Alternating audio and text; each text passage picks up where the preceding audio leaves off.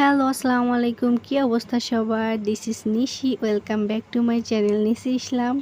বলেন তো আমি কাকে কপি করার চেষ্টা করতেছি? চাইলেও কপি করতে পারবো না। আসলে আপুকে আমার ভীষণভাবে মিস করতেছি।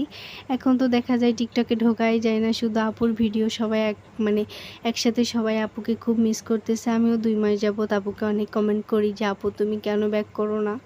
আসলে আপুর ভিডিওগুলো খুবই ভালো লাগে। ভিডিও দেখার জন্য আমার অনেক কথাই কিন্তু ওনার মতো মাঝে মাঝে হয়ে যায়, আপনারা দেখলে খেয়াল করুন না। কখনো আপুর সামনে আমার ভিডিওটা পড়বে কি না, আসলে আপুর ভিডিও দেখে আমি ভিডিওটা স্টার্ট করেছিলাম। আসলে আপুর ভিডিও আমার খুবই ভালো লাগে। তার পারিবারিক একটা ভিডিও ছাড়াতো কত ভালো লাগতো, তার কথাবার্তা সব কিছু মিলে মাশাআল্লাহ অনেক ভালো লাগতো। আর প্রত্যেকটা মানুষের জীবনে কিন্তু একটা আলাদা পার্ট থাকে, সেটা হচ্ছে প্রাইভেট পার্ট, পার্সোনাল লাইফ। সেটা কিন্তু সবাই শেয়ার করে না। আমরা সোশ্যাল মিডিয়াতে যেটা দেখি সেটা হচ্ছে ভালো সময়টা দেখি, ভালোটা দেখাই সবাই। আপু তোমার সামনে যদি কখনো আমার ভিডিওতে গিয়ে থাকে, জানি কখনো যাবে না। আমি খুবই ছোট একটা মানুষ, ছোট একটা কন্টেন্ট ক্রিয়েটর। তারপরেও বলতেছি অনেক মিস করি, ভীষণভাবে মিস করি। তুমি চাইলেই ব্যাক করতে পারো। তুমি স্ট্রং অনেক, আমি জানি ভিতর থেকে তুমি অনেকটা স্ট্রং, তোমার ভিডিও দেখে সেটা বোঝা যায়। তো আমার ভিডিওর কথায় আসি, তো ঈদের পরে কিন্তু কোথাও ঘুরতে যাইনি, কোথাও না। ছোট ভাই বোনকে নিয়ে একটু পাশে গিয়েছিলাম, একটু ফুচকা চটপটি খাবো, সেখানে গিয়ে দেখলাম কোনো কিছুই নেই। এই গরমে যাওয়া আমার বৃথা হয়ে গেল। পর আর কি করা, সবাই মিলে আইসক্রিম হাতে নিয়ে চারটে চারটে চলে আসি। এরপরে সে দেখলাম আম্মু কি রান্না করতেছে। এখন দেখলাম হচ্ছে খাসির পা ছিল, তো কুরবানির সময় খাসির পা ছিল, ওইটাই হচ্ছে রান্না করবে। তো দেখলাম আম্মু হচ্ছে রান্না করার পর এখানে সালাদটা কেটেছে, আর এখানে দেখেন প্রেশার কুকারে খাসির পায়াটা রান্না করছে। এত যে মজা লাগে, আমার আম্মু এগুলা যে এত ভালো রান্না করতে পারে কি বলবো। মাশাল্লাহ মাশাল্লাহ, দেখলেই ভালো লাগে। তো এখান থেকে আমি আবার যখন আম্মু রান্না করে রেখে আসে, আমি গিয়ে আবার যেটা যেটা ইচ্ছা খেয়ে নিই।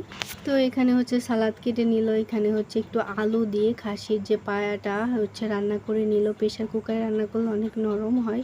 সাথে হচ্ছে দুধ ছিল, আম ছিল, যেহেতু এখন আম কাঁঠালের সিজন, এগুলা তো থাকবে তাই না। সাথে হচ্ছে এখানে যে ভাত রান্না করেছে ঝুরঝুরা করে। এরপর দুপুরে খাওয়া দাওয়ার পর দেখলাম বৃষ্টি নেমে গিয়েছে, আর এখন তো বৃষ্টির সিজন চলতেছে, এত বৃষ্টি নামতেছে কি বলবো। সারাদিন রাত শুধু বৃষ্টি, ঘরে এক প্রকার করোনার সময় যখন লকডাউন ছিল, এখন মনে হচ্ছে ওইভাবে লকডাউনের ভিতর বসে আছি। আর এভাবে ঘরে বসে থাকলে কিন্তু ক্ষুধাটাও বেশি লাগে। আর আমার তো বৃষ্টি নামলে কিছু না কিছু খাইতে হবে। তো বৃষ্টি নেমেছে, একটু বৃষ্টিতে ভেজার পর ভাবলাম কিছু বানিয়ে ফেলি। তো আমি এখানে হচ্ছে আটা দিয়ে কিছু যে চাপড়ি বানিয়ে ফেললাম। এটা খাইতে কিন্তু অনেক ভালো লাগে, আর খুব ঝটপট হয়ে যায়, কারণ আরও বেশি ভালো লাগে। আর ইদানিং এটা আমার ছেলেও খুব পছন্দ করে। তো আমি এই যে এখানে অনেকগুলা হচ্ছে পিঠা বানিয়ে নিলাম, এটা এক প্রকার রুটি পিঠাও বলা যায়। তো আমি এই যে একে একে প্লেটে বেড়ে নিচ্ছিলাম, আর অনেকগুলাই বানিয়েছিলাম। আমার ভাই বোন আমি, আমরা আর আমার ছেলে, আমরা 4 জন মিলেই খেয়েছিলাম। আর বৃষ্টির মাঝে বসে বসে খাইতে যে কি ভালো লাগতেছিল। আপনারা কে কে আছেন বৃষ্টি আসলে এটা ওটা খাইতে মন চায়? আমার তো বৃষ্টি আসলে না হলে পিঠা, না হয় হচ্ছে খিচুড়ি, না হয় হচ্ছে এই পিঠাটা, যে কোনো একটা থাকতেই হবে। আমার তো ভীষণভাবে খেতে ইচ্ছা করে। তো আমার একে একে সবগুলো রুটি বানিয়ে নিলাম। এই যে একটা হচ্ছে আমি গুড় দিয়ে বানিয়েছিলাম যাতে খাইতে একটু মিষ্টি মিষ্টি লাগে, আর সবগুলা হচ্ছে এমনি আমি লবণ দিয়ে বানিয়েছিলাম যাতে সব কিছুর সাথে খাওয়া যায়। তো এই যে আমি প্রথমে হচ্ছে গুড় দিয়ে যেটা বানিয়েছিলাম, সবাই মিলে ওটা বসে বসে খাচ্ছি। খাওয়ার মাঝে মনে পড়লো বৃষ্টিটা কি আছে নাকি বৃষ্টিটা চলে গেছে। তো দেখলাম যে না, বৃষ্টি পড়তেছিল। তারপর আবার খাওয়া শুরু করলাম। দেখা যায় আমি বৃষ্টি দেখে কোনো কিছু বানাইতে গেলে বানানো শেষ হতে হতে বৃষ্টিটা থেমে যায়। তো ভাবতেছিলাম দেখে আসি বৃষ্টিটা হচ্ছে কি না। তো দেখলাম বৃষ্টি হচ্ছে, তারপর আবার আমরা খাওয়া শুরু করে দিলাম। এরপর মনে পড়লো যে একটু গুড় দিয়ে খাওয়া যাক। এটা হচ্ছে আমার মামাদের গাছের খাঁটি গুড়। এই গুড়টা যে এত ভালো কি বলবো, দেখলেই বুঝতে পারতেছেন।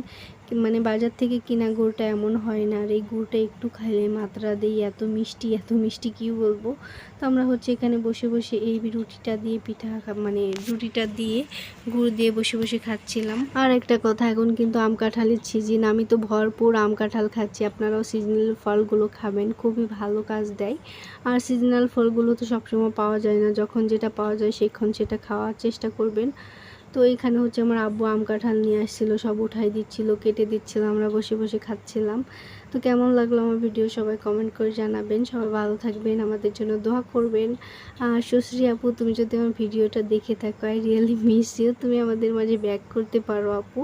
আসলে তুমি এখন পড়াশোনা নিয়ে সব কিছুতে অনেক বিজি আছো জানি, তারপরও মাঝে মাঝে একটু ভিডিও আপলোড করো, আমাদের দেখতে ভালো লাগে। তো সবাই ভালো থাকবেন, আমাদের জন্য দোয়া করবেন। আল্লাহ হাফিজ।